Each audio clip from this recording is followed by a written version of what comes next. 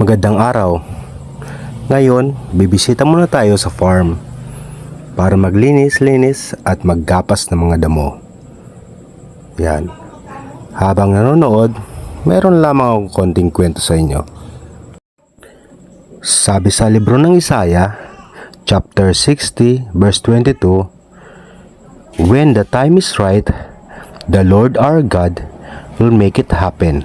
So stop stressing and let God take the wheel." Huwag kang masyadong ma-stress.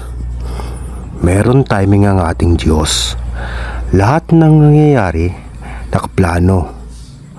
Yung akala mo puro na lang kamalasan ang dumarating sa iyong buhay, purpose pala yun ng Diyos para ka tumatag sa hamon ng buhay. May tiwala siya sa iyo na malalampasan mo ang lahat ng problema, basta magtiwala ka lang sa Kanya. Tandaan mo, perpekto ang Diyos, kaya perpekto rin ang timing niya. Patuloy ka lang lumaban sa hamon ng buhay na puno ng pag-asa, dahil sa dulo, matatamasa mo ang tamis ng tagumpay. Basta tandaan mo, si Noah nga naghintay ng 120 years para sa pagdating ng baha. Si Abraham naman naghintay ng 25 taon para sa pinapangarap niyang anak.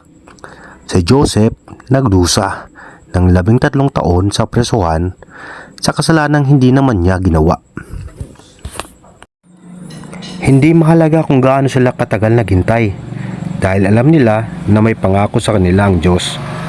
Nagtiwala silang lahat na may mahalaga silang misyon na ibinigay sa kanila ng Diyos, at sa dulo may makakamit sila na gantimpala.